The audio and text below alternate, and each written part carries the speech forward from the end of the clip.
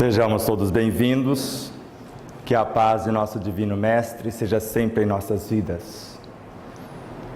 Sabemos que somos feitos de poeira, de estrelas.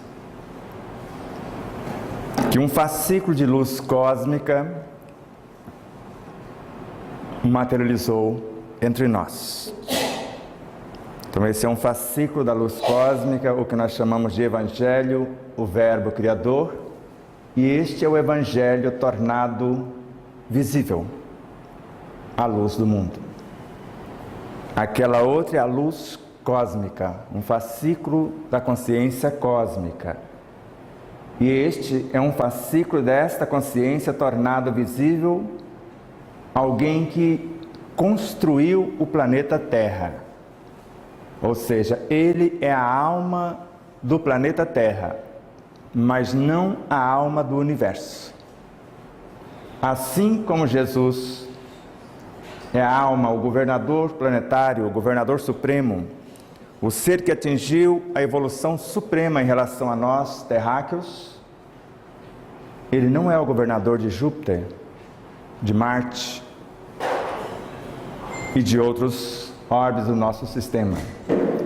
Cada um tem um ser semelhante a ele, que forma uma falange, cuja responsabilidade é gerenciar os destinos do sistema solar, mas sobre a regência de alguém que coordena todos, como formando um espírito único. Então, uma consciência maior, o Logos solar, como se tivesse eles como sistema do seu corpo, é o governador supremo, o que arquitetou e construiu com o auxílio deles o sistema solar. É mais ou menos assim como Allan Kardec anota na obra A Gênese. Esse Logos planetário, ou governador supremo do sistema solar, a energia ainda em confusão, numa nebulosa governada por um Cristo muito maior, porque acima deste do sistema solar tem o das constelações menores, o das constelações maiores, o das galáxias, e estas nebulosas gestam as galáxias. E foi de lá que esse governador tirou uma porção que estava sob a força sobre duas forças básicas, essa energia. A força centrípeta, que unia os elementos, e ao mesmo tempo ele acionou a força centrífuga, que tirou aquela porção de energia e criou o que nós conhecemos como Sol, segundo Kardec. E o Sol ainda incandescente, sob a regência desse ser, com essa falange de observadores até então, ele cede a cada um uma porção de sua energia. O Sol ainda incandescente libera porções que são moldadas em forma de planetas por esses Cristos. Que ainda incandescente esses planetas, eles liberam frações que formam seus satélites. Isso está na obra A Gênese, segundo a intuição do cosmonauta Allan Kardec. De modo que ele, sendo o governador supremo do planeta Terra, assim como tudo que existe no cosmos são frações da consciência cósmica, nós somos frações dessa consciência crística. Paulo de Tarso afirmava que nós somos células do corpo do Cristo. Carlos Torres Pastorino afirma, em Sabedoria do Evangelho, um dia já fomos células físicas do corpo de Jesus em outros orbes. Ele já existia antes do planeta Terra ser construído. E Francisco Cândido Xavier, numa de suas mensagens, quase nos dias atuais, porque faz pouquíssimo tempo que ele partiu ou retornou à pátria espiritual, ele já narrava que este Jesus que conhecemos mas aquela falange já estaria governando um quarto da galáxia.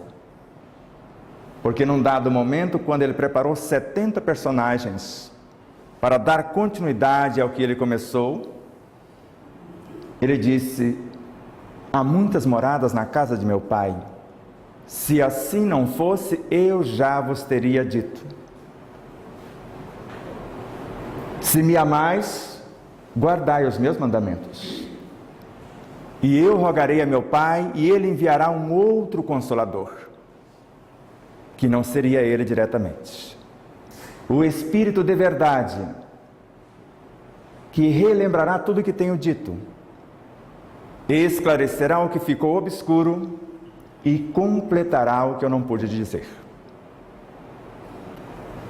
E quando eu tiver ido e preparado este lugar, eu voltarei e os retomarei para mim, para que lá onde eu estiver, estejais também. E num dado momento ele afirma nesta mensagem: esse Espírito da verdade estará em vós e permanecerá convosco eternamente. Por isso que colocamos no livro, na página número 30, uma síntese, que o Cristo é a essência que nutre e norteia a nossa consciência. Sem Ele não existiríamos. E segundo Pietro Baldi, se fosse possível Ele desistir de nós, nós desintegraríamos.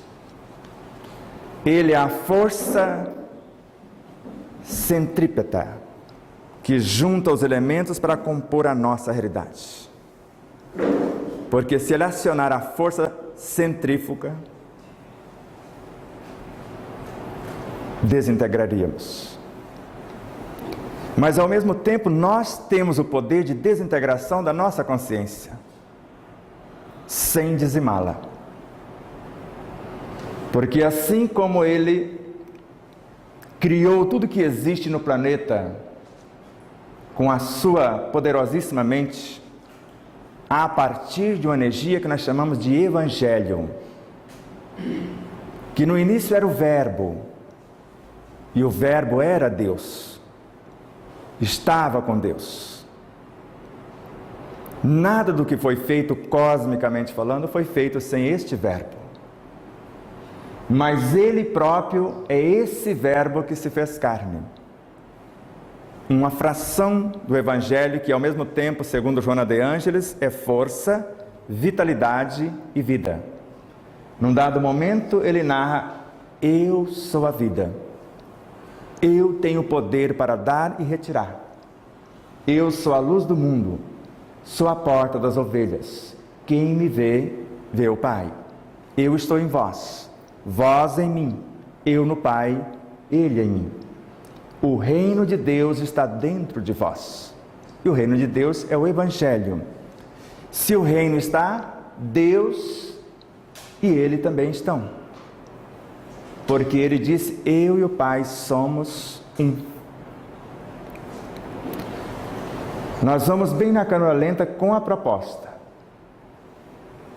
Essa luz que deu origem ao Cristo é o que nós chamamos no Evangelho de vitalidade, a matéria-prima do cosmos, ou o Espírito com E minúsculo, o princípio inteligente do universo. Como ele afirmou mais de uma vez que o mesmo caminho que nós estamos percorrendo, ele já percorrera. Ele começou do mesmo ponto que começamos. Ele já atingiu esse estágio de construir astros. Mas se observarmos, um átomo é uma cópia de um astro em miniatura. Assim como o universo é feito de átomos, segundo Joana de Ângeles, os átomos, por sua vez, são universos miniaturizados. E Allan Kardec, o físico, o químico, o biólogo, esse cientista incomparável, nos ensina no Livro dos Médiuns a criar átomos. Os átomos, quando se reúnem, formam as moléculas, que quando se reúnem formam as nossas células, cujo corpo tem, só em 10% de sua massa, mais de 100 trilhões. O restante dos elementos que compõem o nosso corpo tem o nome de vírus, de bactérias, de ultravírus, de micróbios, de vermes. E são esses 90% de microelementos que sustentam o nosso corpo. Não são eles que geram as enfermidades. Enfermidades são criações nossas. Conforme a questão 613 do Livro dos Espíritos, a lei natural é a lei de Deus. A lei que a tudo governa, do micro ao macrocosmo. A lei de amor. Só seremos felizes quando a respeitamos, quando a obedecemos, e infelizes quando dela nos afastamos. E na questão de número 632, Kardec questiona, já que na questão 625 ele pergunta se tinha um modelo, tinha alguém que já tinha cumprido essa lei, que na questão 619 consta que ela está em nossa consciência. E a resposta foi Jesus, o modelo mais perfeito que Deus deu, como se falasse: esse passou por todas as etapas que eu estou convidando vocês a passar, e venceu o mundo. Mas Kardec sempre queria achar uma brecha para sair fora da situação. Não por ser o bom senso encarnado, o ser mais inteligente que nós conhecemos de sua época. Sendo falhos como somos, não estaríamos fazendo o mal quando pensamos que estamos fazendo o bem? E mais uma vez, ele não consegue sair pela tangente. Não tem como errar o caminho, basta fazer a outrem somente o que gostaria que ele fizesse. Basta isso. E ainda, lembrar de Jesus: tudo que fizer a um dos meus mais pequeninos irmãos, é a mim que o fazeis. Ele vai olhar para mim e ver se dá para encarar Jesus e feri-lo. Porque o máximo que conseguimos, quando pensamos que estamos destruindo alguma coisa na natureza, estamos destruindo a nós próprios. Porque quando o nosso pensamento vibra numa frequência contrária a essa lei de amor, nós começamos a desmanchar, fisiopsiquicamente. E mais tarde, ainda segundo Pietro Baldi, na obra A Grande Síntese, nós podemos matar a nossa personalidade inteira, a que nós estamos vivendo. Só fica a semente que pertence ao espírito e à consciência. O que nós chamamos de ovoide. Nós podemos matar o físico, matar o perispírito, fracionar e dizimar o que nós construímos. Às vezes levamos milhões de anos, bilhões talvez. Como ser o médico de si mesmo? Ele é o médico dos médicos, o cientista dos cientistas. Em relação ao planeta Terra, a lei das leis, o princípio dos princípios, a causa das causas por aqui, a consciência das consciências aqui. Se for em relação ao cosmos, basta repassar a informação para Deus. E o que nós queremos com esse projeto a partir de hoje é questionar a cada um o que nós queremos, vou me incluir, fazer por ele, para que ele não precise convidar-nos de novo a retirar-nos do planeta. Conforme Leon Denis em O Problema do Ser e do Destino da Dor, em nosso caso, basta um pensamento, a vibração de um único pensamento, de uma única palavra, para repulsar tudo que for contrário ao que estamos pensando e falando e atrair tudo que for semelhante. Agora imagine a mente crística olhando para a Terra como seu corpo e aproximasse o seu pensamento do seu corpo. Porque o pensamento sai da nossa mente, viaja pelo nosso universo perispiritual, aporta-se na glândula pineal dentro do cérebro, viaja pelo sistema nervoso, materializa no sistema endócrino como hormônio, embarca no sistema sanguíneo e chega no núcleo da célula com a informação, que daqui a pouco eu vou mostrar para vocês. Ele, em relação ao planeta, é onipotente. Ele tem o poder de destruir o planeta ou de reconstruí-lo. Ele é onipresente, está em cada partícula. E é onisciente, sabe de todas as coisas. Em sua época, muito antes dos fariseus ou de quem era contrário à sua mensagem pensar, ele sabia o que eles iriam pensar. Interceptava os seus pensamentos antes deles materializá-los. E nós, com Ele, se realmente somos um com Ele,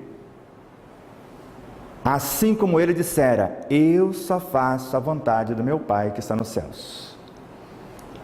Paulo de Tarso atinge um estágio onde afirma, sigam-me vós, porque eu já sou igual a Ele, sede vós iguais a mim. Já não sou mais eu quem vive, é Ele que vive em mim. Como ser o médico de si mesmo. Basta dizer o nome de Jesus, com consciência, o que significa de fato esse nome, para acalmar o nosso universo psicofísico, para curar-nos de todas as enfermidades, a depender por que eu estou dizendo o nome dele. Agora, não faça isso em vão, ou seja, sem proposta, sem propósito. No mínimo, no mecanismo que nós chamamos de oração, que é através do qual nós vamos dialogar ou apresentar a nossa proposta a ele. Porque a oração serve para 3 coisas inicialmente. Louvar, reconhecer que Ele trabalha sempre e Deus trabalha também, e que nós devemos imitá-los. Meu Pai trabalha até hoje e eu trabalho também, sede vós outros meus imitadores. É a primeira parte da oração. Se eles trabalham sempre, após a lei de adoração, a primeira lei é a lei do trabalho, conforme o Livro dos Espíritos, a partir da questão 614. O que nós vamos pedir então? Bênçãos, que significam oportunidades de trabalho no bem, já que a cada um conforme suas obras. Já reconheci a paternidade cósmica, a paternidade crística, a lei do trabalho, a lei de amor, justiça, caridade. O amor com a função de compreender, a justiça com a função de corrigir e a caridade com a função de nos guiar para a autoiluminação, para a autossuficiência. A terceira parte da oração, agradecer. E gratidão é comprometimento, eu me comprometo perante aquilo que eu recebi. Então é fazer o que eu pedi como oportunidade de fazer. Então reconheço a paternidade cósmica, peço a oportunidade na sua seara de fazer alguma coisa, e a terceira opção, eu faço. E Leon Denis como se incrementasse essas 3 pilastras, esses 3 pilares. Querer é a primeira coisa, saber é a segunda, fazer é a terceira. Por isso a oração desmembra-se em mais 3 etapas. Eu posso querer fazer alguma coisa e não saber. Eu me apresento, eu me predisponho e peço inspirações do que fazer e como realizar. Mas se eu quero e sei, e eu pergunto quando, onde? Estou na primeira etapa e eu posso apresentar ainda sem saber o que fazer, eu só me apresento. O que queres que eu te faça? receba as diretrizes. E agora, como fazer o que tu queres que eu te faça? Receba as diretrizes outra vez. E agora, onde? Quando? E quando estamos prontos, sabendo o que fazer, como fazer e quando realizar, agora eu sou o Senhor da minha realidade. E eu posso construir ou reconstruir a minha realidade em alguns instantes. Porque Kardec não estudou apenas teologia para entender o que é Evangelho, nas suas 5 pilastras, desde a parte histórica à parte moral. Fixou a sua atenção no momento para a parte moral e delegou como missão a Rundstein, a parte moral do Espiritismo, conforme o presidente Jorge Godinho, da Federação Espírita Brasileira. E a Gabriel Delane, Camille Flammarion e outros, a parte científica. A Leon Denis e outros, a parte filosófica. E Kardec, estudando, ele entende de tal forma o Evangelho, a vida e todas as suas expressões, que ele chega à conclusão que o energismo do corpo se renova em 2 meses. Mas os continuadores, como Camille Flammarion, por exemplo, na obra Narrações do Infinito, o energismo do corpo se renova em alguns meses. Quase igual que Kardec chegou. Mas na obra Deus na Natureza, ele percebe como isso acontecia. O tempo todo está saindo energia do nosso corpo, indo para a terra, para o ar, para a água, para o vegetal, para o animal, e vindo de lá para cá. Mas na obra A Morte e o Seu Mistério, volume 1, ele aprofunda. A energia do corpo se renova totalmente em alguns dias. E em certas situações basta-nos a mentalização para construir um órgão novo ou alterar o já existente. Então nós temos, se estivermos em sintonia com Cristo, as possibilidades de uma vida diferenciada. Quem adoece o corpo é uma moçada chamada emoções, sentimentos, que interferem no universo das sensações, o universo dos nossos sentidos, dos instintos que são os automatismos que gerenciam o nosso universo psicofísico e desgoverna tudo por aqui.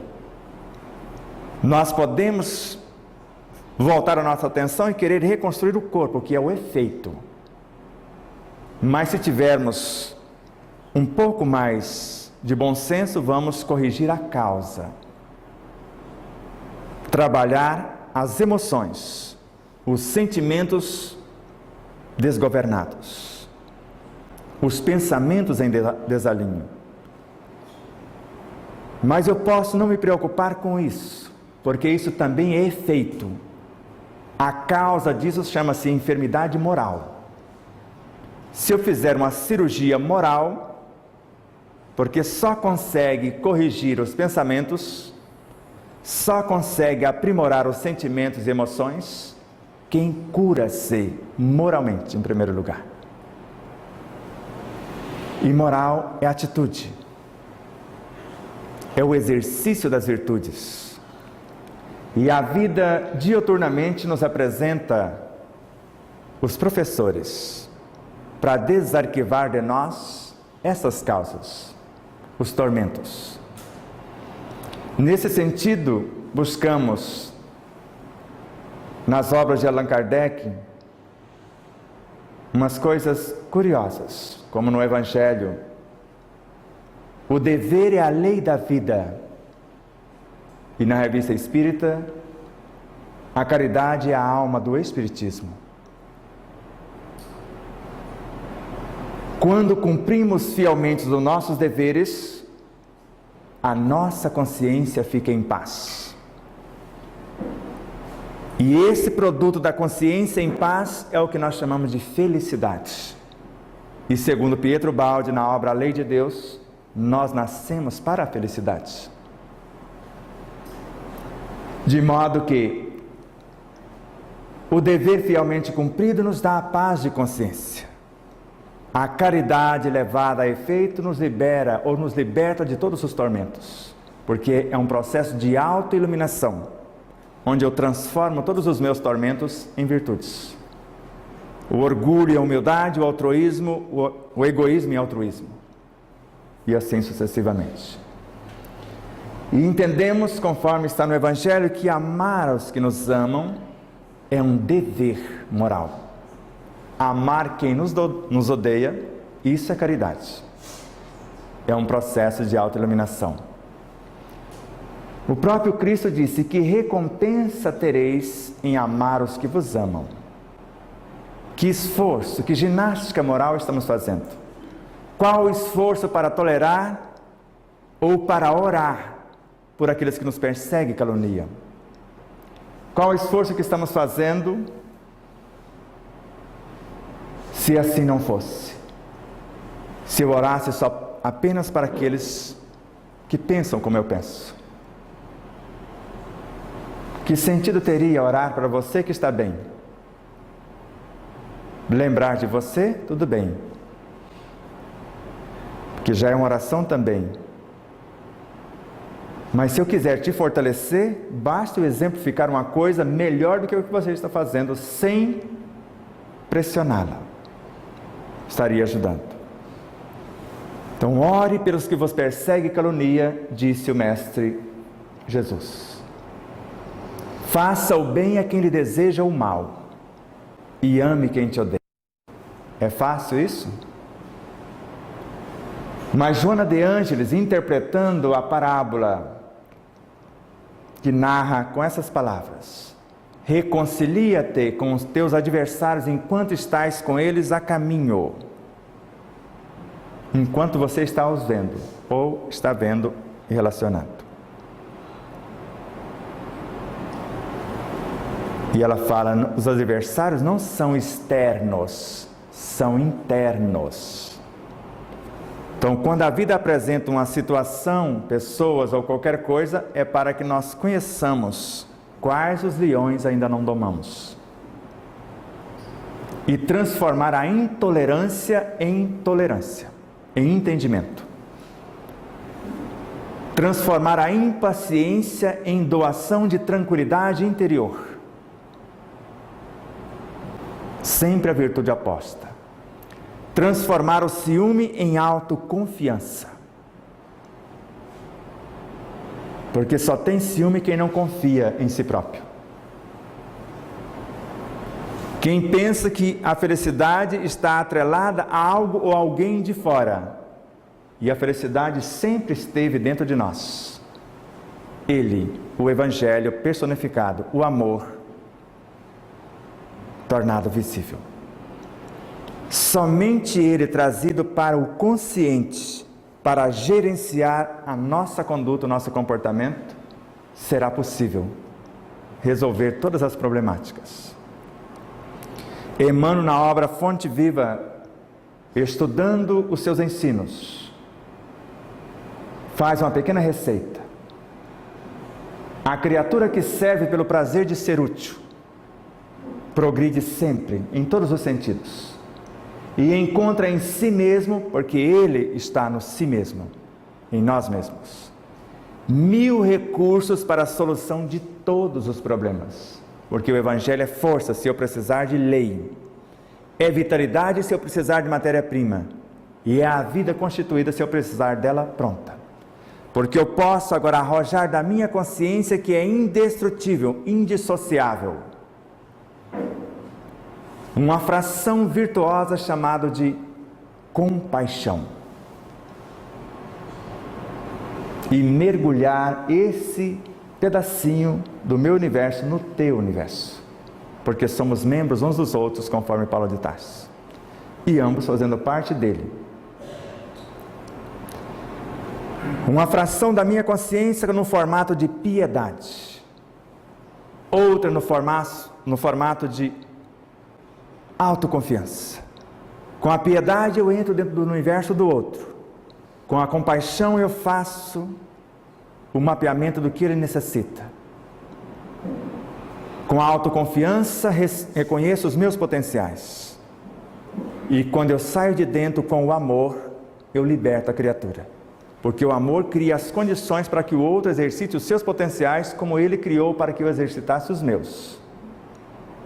E as virtudes que eu estou falando é o amor em excelência. É o amor que fracionou em 1000 formatos. E quando unificamos todos esses formatos, que conforme o Evangelho, segundo o Espiritismo, o amor sintetiza todas as sublimes revelações. Todas as virtudes, desde o universo dos instintos que transformou em sensação, que elevou-se à emoção, que foi o estágio de sentimentos, mais tarde de pensamentos, depois em inteligência, virtudes que transformaram-se na consciência. Como ser o médico de si mesmo? O slogan que foi dado ao projeto Despertar da Consciência, conforme nos passara a equipe, é este, que estou começando a estudá-lo, e cheguei a uma conclusão nos últimos 2 dias, 3 dias. Só é feliz quem é livre, ponto. Não há outra condição. Só é livre quem assume responsabilidade. Quem estava por aqui antes não conseguiu enxergar isto. A liberdade é filha da responsabilidade e mãe da felicidade. Quem é responsável cumpre os seus deveres, respeita as leis. E com o subproduto desse respeito, desse cumprimento dos deveres, nós construímos a liberdade. A liberdade de fazer somente o que ele faria se estivesse em nosso lugar. E com isso, se sou livre pelo um subproduto ou fruto da minha responsabilidade, eu sou feliz. Porque não depende onde eu esteja, com quem esteja, eu estou em paz. Podem prender ou dilacerar o meu corpo, mas não conseguirão dilacerar a minha consciência, porque teria que fazer isso com Jesus. É como se ele dissesse, para destruir, desintegrar essa consciência, você vai ter que fazer um pouquinho mais de esforço. E não só a mim, porque eu pertenço ao Logos Solar, que está nas entranhas de uma estrutura maior governando uma constelação, que está dentro de outra maior governando uma galáxia, que está dentro de outra maior governando uma nebulosa, e assim sucessivamente. E todos nós estamos dentro da consciência cósmica. Tente ajudar uma borboleta a sair do casulo. Tente. E vai condená-la à morte. Tente curar alguém. Você vai mantê-lo na miséria moral. Agora ajude-o com seus exemplos a mudar a conduta do outro. Você está ajudando ele a curar-se. O que nós quisermos fazer para ajudar o mundo, ajudar as pessoas, nós somos o laboratório. Façamos em nós as reformas que desejamos no mundo.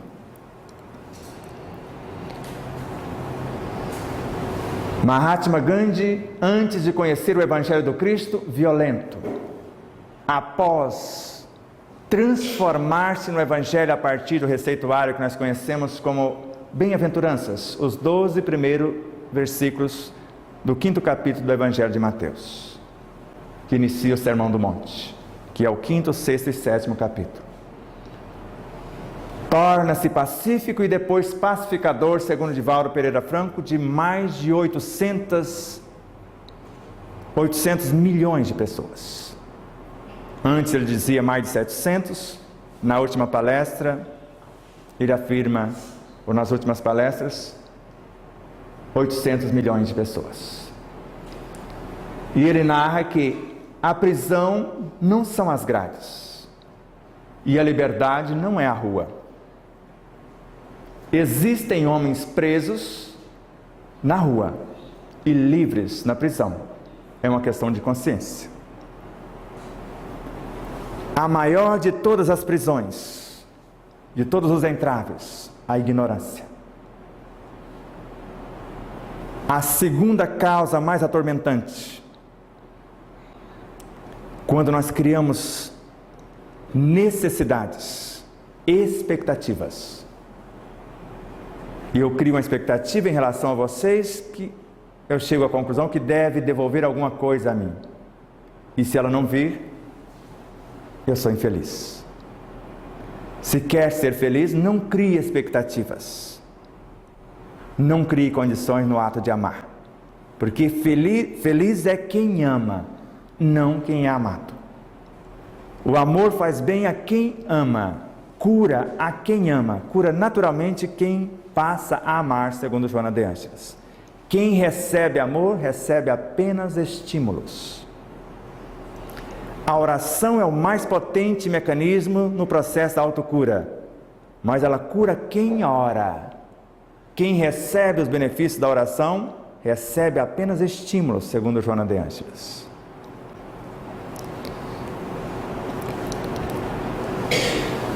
E o autor do Pequeno Príncipe, Saint-Exupéry, só conheço uma liberdade, e essa é a liberdade do pensamento. O pensamento em nós é o arquiteto, o verbo criador, a expressão do Evangelho em nossa consciência. Uma fração dessa consciência que vai tornar-se visível. Porque no mundo abstrato nós arquitetamos a paciência. Me dê uma característica física da paciência. Qual a sua cor? Por exemplo. Você consegue ver os seus efeitos, a sua ação, mas você não consegue vê-la. Então eu estou criando isso num campo virtual. E só verão essa virtude quem conseguiu chegar lá. Porque ela virá do abstrato, do mental e do emocional em planos virtuais na consciência. Orientados pela intuição, gestados pela própria consciência. Para no mental concreto tornar-se algo tangível. Pode transformar-se em vitalidade, em átomos e consertar a enfermidade física. Pode transformar em leis, em hormônios e governar mais sabiamente a enfermidade psicofísica ou o universo psicofísico.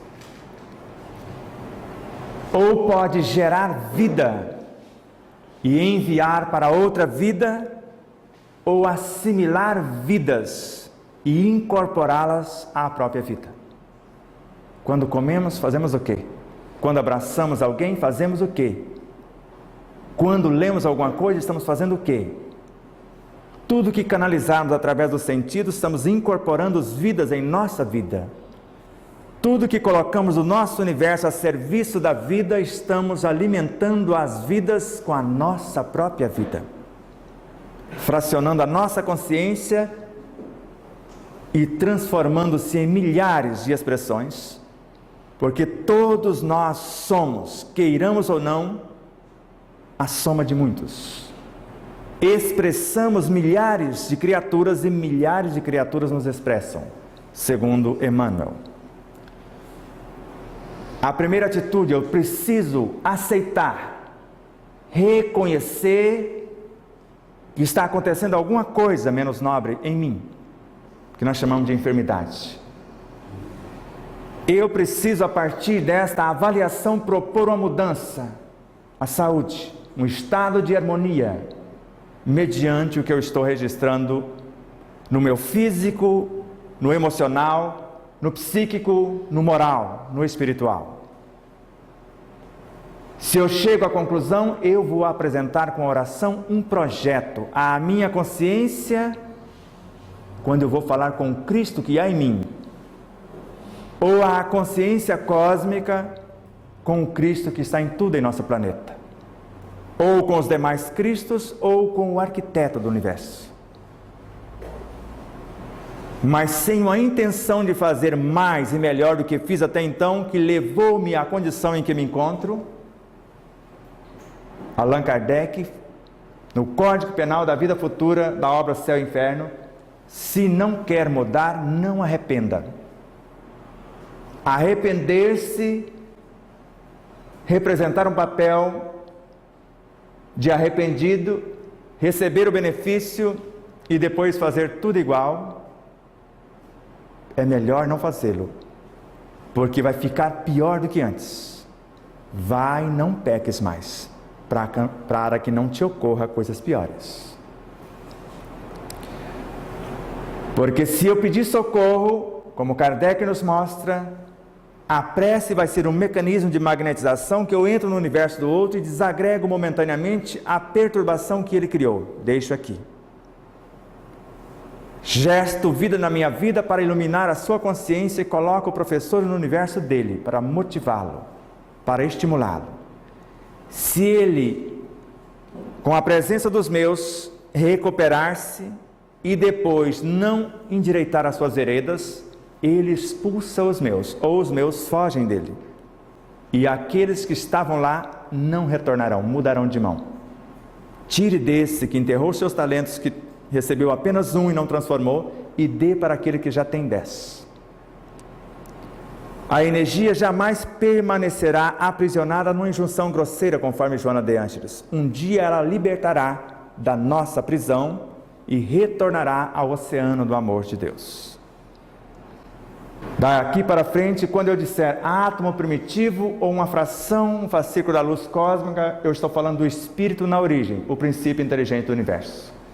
Se eu falar átomo físico, eu estou falando desse elemento que é uma porção daquele, com milhares de experiências somadas, mas a quantidade enorme daquele para formar este. E se eu falar de psiátomo, eu estou falando daquele que sozinho tem mais elementos que os 117 ou mais de 120, me parece no momento, de elementos já catalogados pela física, pela química. Quando eu falar de espírito, individualidade, eu estou falando deste, que é um número incontável daquele. Mas não estou falando daquele. Esse é o individualizado ou individualidade, o ser imortal, cuja consciência é una com a consciência crística. De modo que, quando eu falar de célula, eu estou falando dessa personagem, que é uma fração diminuta do nosso corpo. Quando eu falar de citoesqueleto, eu vou estar falando desses pequenos microtúbulos. Parece uma estrutura óssea dentro da célula. E quando eu falar que a onda mental reflete no plasma da célula, é um oceano aquático, cuja essas organelas, todas essas personagens chamadas de organelas, estão mergulhadas nesse citoplasma.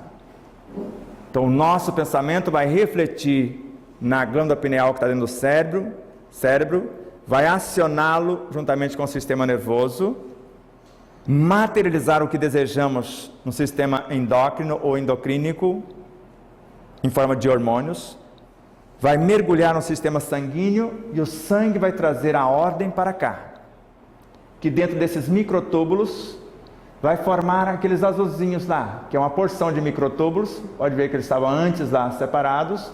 Quando eles se juntam com a ordem mental, eles se transformam no centríolo. E o centríolo é considerado o construtor dentro da célula, quer dizer, a mente. E ele tem capacidade de construir qualquer parte da célula, qualquer uma. Se eu fizer um jejum consciente, programado, as partes mais saudáveis comem as mais frágeis, as enfermas. E se eu trouxer um material de boa qualidade através de tudo que canaliza através dos sentidos, essas que sobraram sob a regência daquele e de sua consciência, o DNA, vai construir novas organelas. Mas se eu fizer um jejum irresponsável, chamado de regime, elas vão enfraquecer, e quando não restar mais nada para elas comer, numa espécie de faxina, elas começam a comer umas às outras, e nós começamos a morrer, literalmente. Então o regime irresponsável mata-nos. Ou melhor, isso mesmo, e o jejum consciente cura-nos. Aquele centríolo vai fabricar um ribossomo, que é essas bolinhas vermelhinhas que está aqui ao lado desse mocinho aqui com essas riscas, que chamamos de retículo endoplasmático. Então esse ribossomo criado por aquele centríolo vai entrar no interior da célula onde está o DNA, os cromossomos. E de 4 entidades que tem lá, que nós chamamos de guanina, timina, citosina e adenina, ele vai selecionar para construir um gene, um pequeno governante que tem capacidade de transformar o alimento que comemos, a essência dele, em proteína, inicialmente. Mas esse gene ainda vai gestar um outro ser chamado aminoácido. Esse aminoácido é um pequeno Cristo em nós, dentro da célula. Que quando o energismo do Evangelho, a vitalidade daquilo que comemos, que transformou-se basicamente em glicose, que chega ao interior da célula, e por aquela personagem que está ali, nós chamamos de mitocôndria, através desses pequenos portais, entra na célula, chega lá, ela é uma usina que quebra a glicose com auxílio do oxigênio e transforma em partículas, que esses aminoácidos vão, com o auxílio dos ribossomos que está aqui no retículo endoplasmático rugoso, transformar em proteína. O retículo endoplasmático liso, que é este, vai carrear essa essência para alimentar todas as organelas. O que sobrar, deposita naquele amarelinho lá, o aparelho de Golgi. E aquelas setinhas azuis, guiando a trilha daquela bolinha, que chamamos de grânulo, exporta para outra o que sobra nesta, que via sistema linfático, que é um oceano em torno das células, leva essa encomenda. Isso é só para constar, por respeito à ciência, por respeito à vida. Se preocupe muito com isso. Mas tudo isso vocês já sabem. Tudo isso nós já sabemos. Ideal Espírita, André Luiz, por Francisco Cândido Xavier. Para construir são necessários amor e trabalho, estudo e competência, compreensão e serenidade, disciplina e devotamento.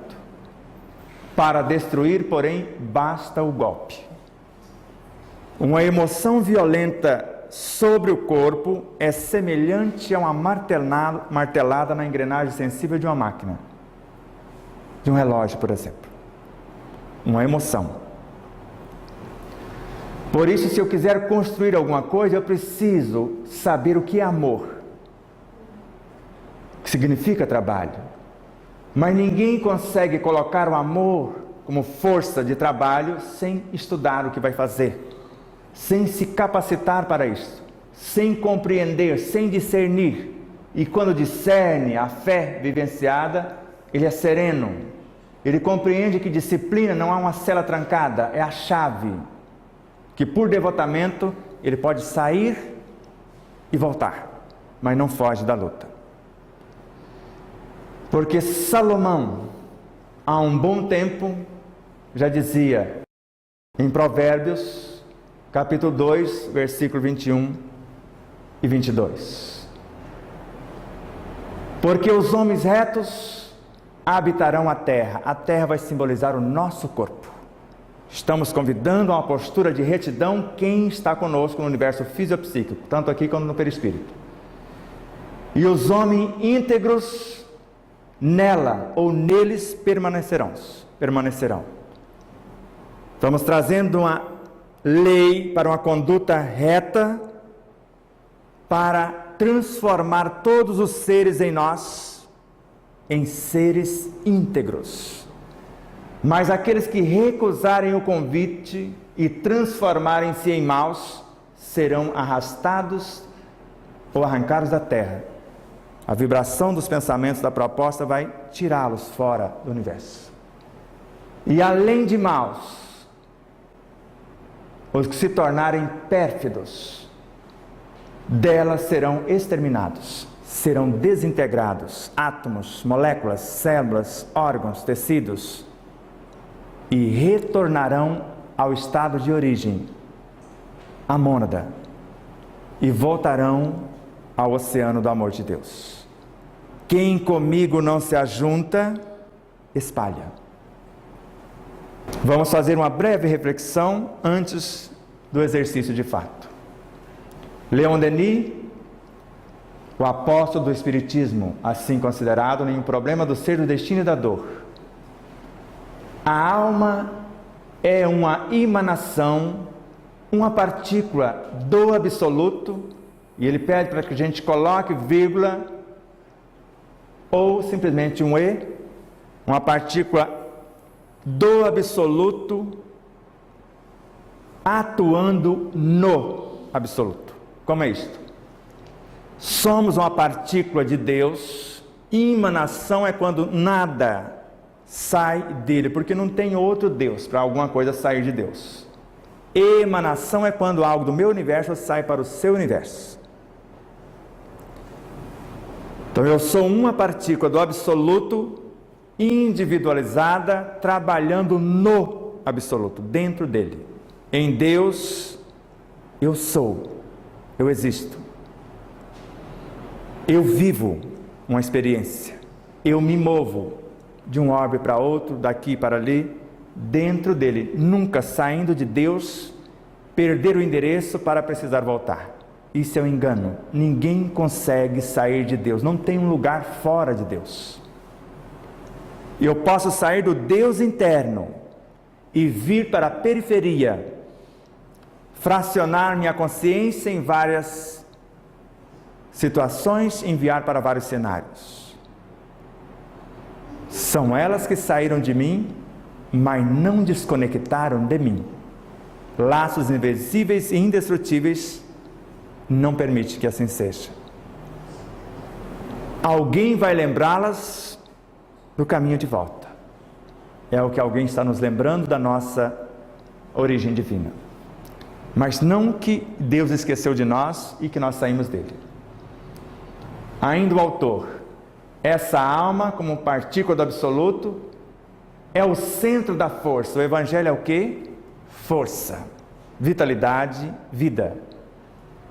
A alma é o centro da força, foco da consciência. É um foco da consciência e da personalidade. Então, a emanação da consciência que transformou-se a consciência da personalidade. O Evangelho em nós, em ação. Para Emmanuel, somos o quinto Evangelho inacabado. Um ser caminhando sempre na sua eterna incompletude. Segue o autor. O nosso eu ordinário, superficial, limitado pelo organismo, esse que está encarnado, não parece ser mais do que um fragmento do nosso eu profundo, do todo, daquele espírito com o E maiúsculo, a individualidade. Nesse eu profundo, o Deus, o Cristo, o reino de Deus em nós, está registrado o mundo inteiro de fatos, de conhecimentos, de recordações referentes ao longo passado da alma. Já fomos animais, já animamos animais, já fomos vegetais, já animamos vegetais, já fomos minerais, já animamos minerais, e só desce quem subiu.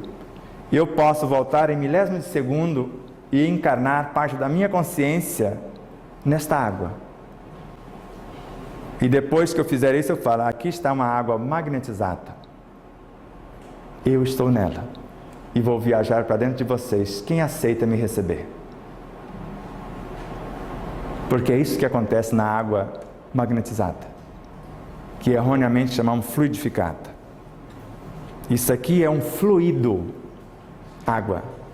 Eu estou colocando nela uma energia no chamado fluido, fechadinho oi.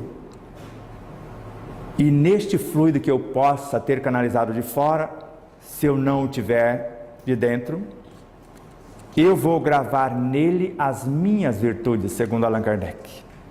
Então vai entrar um fluido como medianeiro que vai incorporar as minhas virtudes, que vai mergulhar nos núcleos atômicos moleculares e alterar a estrutura da água. E esta água, ao adentrar no corpo de vocês, tem o poder de alterar a água do corpo de vocês inteiro, já que uma gota, em si falando de homeopatia, e aqui está alguém que fez homeopatia, se eu fizer a gota de uma essência, eu posso colocá-la em 200 litros de água, num oceano, que ela altera a água do oceano. O micro interferindo no macro e vice-versa.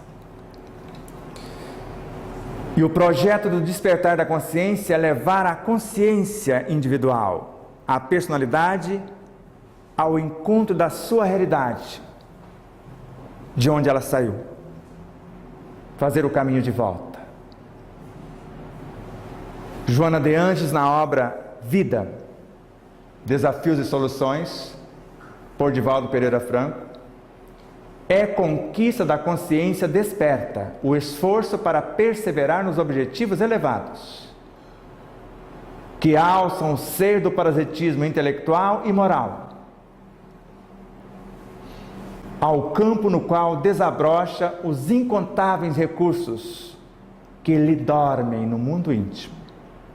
O dormir é uma metáfora, está num perpétuo dinamismo, somente aguardando o despertamento que a sua vontade proponha. E a vontade em nós é um estado de consciência que liga-nos a nós, à consciência profunda, o reino de Deus, o Cristo e o Deus em nós. Quando o meu desejo, que é periférico, não tem mais a primacia, quando eu permito me apagar como João o Batista para que o Cristo possa florescer, quando eu quero que Ele viva em mim, a minha vai ser a vontade dEle, e o meu desejo se transforma nesta vontade, o desejo real de querer. Eu entrego na oração ou a minha proposta para esta vontade. E ela vai levar o conteúdo à consciência. E aonde Joana fala que orar é iluminar-se de dentro para fora. E vai vir uma luz de dentro para fora que nós chamamos do socorro divino. O nosso mentor, o guardião, virá ao nosso encontro. Então perceba, esse é o Espírito. A nossa totalidade. Onde habita o Cristo, o arquiteto cósmico, o Evangelho em nós. A nossa consciência. O ser imortal, que tem quase a idade do universo, segundo Joana. Quando ele vai reencarnar alguma parte, estabelecer a criação de um projeto, ele escolhe um gerente. Porque essas frações são Cristos, assim como os vários Cristos compõem um corpo gigantesco cuja consciência, a alma que gerencia isto, nós chamamos de Deus, porque o todo é sempre maior do que as partes. Todas as partes crísticas somadas com tudo que nelas existem, formam um universo, cuja consciência desse todo é o que nós chamamos de Deus. Ele escolhe um gerente, porque vai construir mais uma empresa. Esse gerente arquiteta, como Jesus, quando recebe o projeto para construir o planeta Terra. Segundo Emmanuel, não foi ele que arquitetou o planeta Terra, ele construiu, ele executou o que o Rei Solar, o arquiteto ou o Logos do sistema planetário arquitetou. Perfaz a arquitetura de uma personalidade encarnada com seus corpos, com seus veículos, e emana de si uma porção e forma o laboratório, a mente, o seu setor de criação. E na mente, segundo Joana de Angelis, nada é impossível de ser criado, desde que respeitemos as leis. O Evangelho, força, vitalidade, vida. A lei de amor. E a primeira coisa a ser gestada é a alma, que vai ser um ponto dessa consciência pura, desse Cristo que vai reencarnar. Por isso que nós somos frações do Cristo cósmico, como um todo. E a nossa alma, ou nós como alma, somos frações do Cristo em nós, que é uma fração do Deus em nós. E essa alma precisa de um canteiro, de um campo para trabalhar. E a mente de um campo para expressar, para ajudá-la a governar também.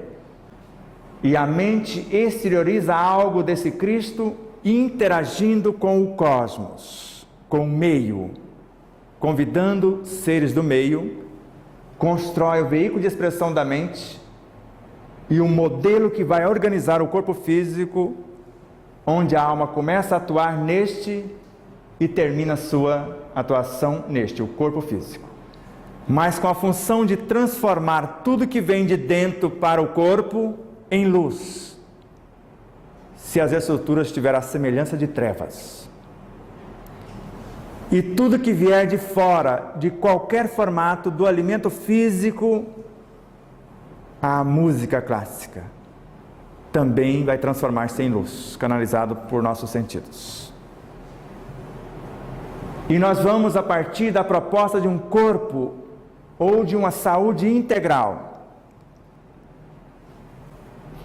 nos posicionar para criar átomos desse corpo, para transformá-los em alimentos, em medicamentos, para construir a realidade no campo mental, para alterar a estrutura das emoções que nos perturbam, dos desejos, para que o meu pensar seja semelhante ao meu sentir, que esse sentir tenha continuidade no falar e a concretude ou a concretização no viver. De modo que esse espírito, só para mostrar de uma outra forma, ele vai criar um ser dentro deste ser que ele é. Uma nova unidade. O Cristo que vai cuidar de sua cria, da personalidade, que deve obedecê-lo. Ele vai dar as diretrizes do que vai ser trabalhado, do oceano do inconsciente, onde estão as vivências passadas, quais as perturbações morais vão ser promovidas, quais os estados de enfermidade fisiopsíquica que vão ser transformados. E quando esse convite começa a disparar, os que estão pré-despertos, o primeiro ali, a primeira virtude em potencial, semi-desperta, aquela ali já abrindo o olhinho interessado no que está vindo, os outros dois ainda meio sabendo o que vai acontecer, aquele lá, mas a maioria alheia. Todas as vezes que elegermos um pensamento nobre, esse pessoal em forma de emoções, de sensações, de sentimentos, em variadas frequências, de ciúmes, de mágoas, de ressentimento, virão à tona. Porque nós estamos convidando eles ao festim de núpcias. E para ficar à semelhança deste aqui que já está com a roupa nupcial, daquela outra que está parcialmente vestida. Os outros dois começando, nenhum desses que não vestirem a roupa nupcial, dos que não se permitir transformar, ficarão no ambiente. Assim que começarmos a pensar com o Cristo, com Jesus, por amor a Ele, por amor a nós, por amor à sua causa, à criação. Quem comigo não se ajunta, espalha. Isso num simples alimento. Alguém pode estar azedo do avesso perturbar toda a alimentação. Meio segundo será o suficiente com a proposta dessa para transformar o veneno em forma de alimento no mais fantástico festim de luz. E não sermos prejudicados pelo azedume de quem quer que seja. Mas se não tivermos a consciência de fazer pelo menos esse momento de oração, de proposta, de criar um ambiente no qual as aparentes perturbações vão se dissolver e serem reconfiguradas dentro do nosso cenário. Assim, a vontade é a essência da nossa consciência. E a vontade, na realidade, é o Cristo interno. Ela é a gerente da mente. Ele a gestou.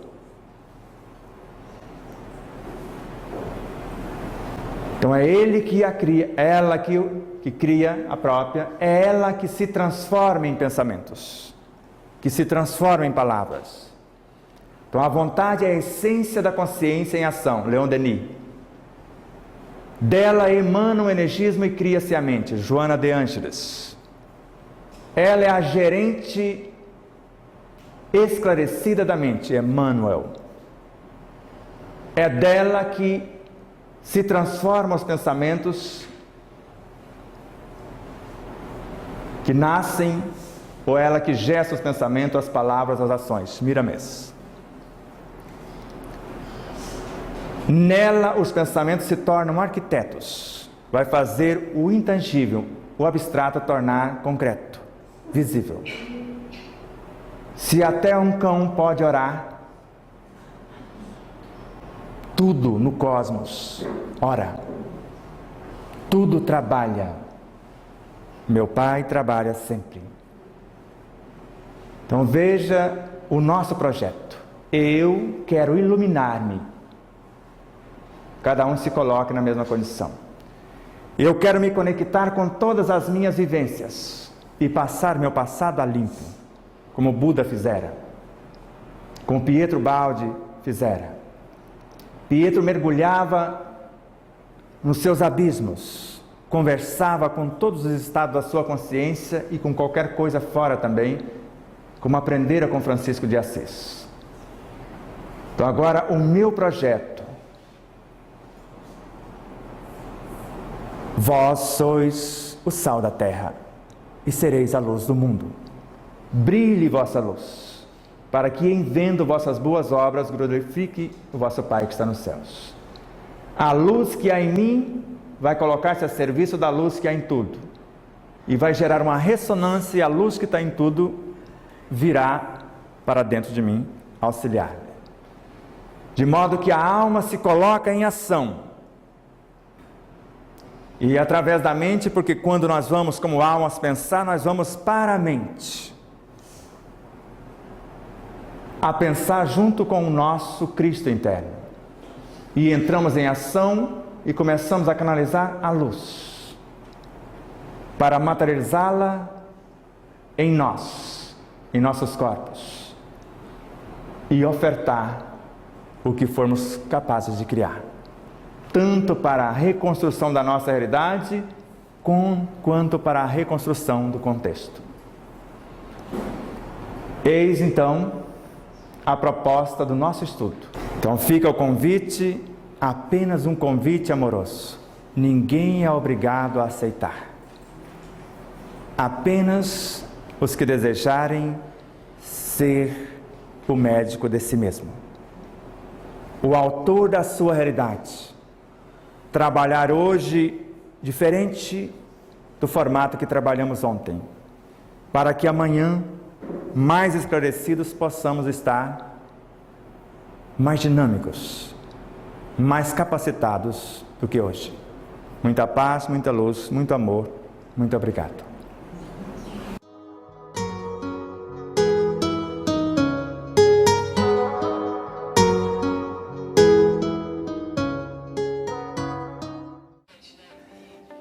E mais uma vez, minha consciência está me lembrando para que você não esqueça de curtir, compartilhar, fazer seu comentário, tudo isso. O que é mais importante aqui no YouTube, por exemplo. Você se inscrever, se merecermos a sua inscrição e depois da sua inscrição, o que é mais importante? Você disser que gostou ou não gostou. E depois disso, o seu comentário. E depois do comentário, você compartilhar o vídeo. Tudo isso faz com que o vídeo adquira relevância.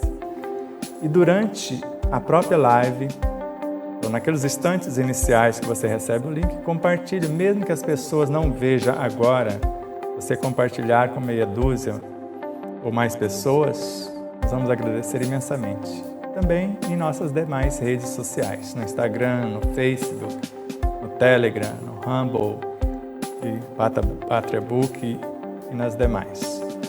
Então ajude-nos a expandir essa mensagem, que ela chegue a mais pessoas. Vamos estudar junto, iluminando-nos com o conhecimento e libertando-nos do sofrimento na vivência desse conhecimento.